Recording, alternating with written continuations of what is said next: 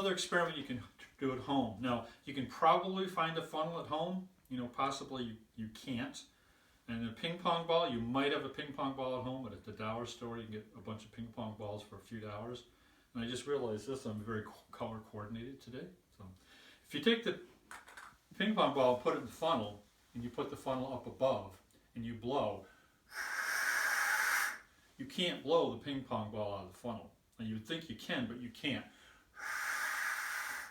But if you blow across the top, the ping pong ball will come right out of the funnel.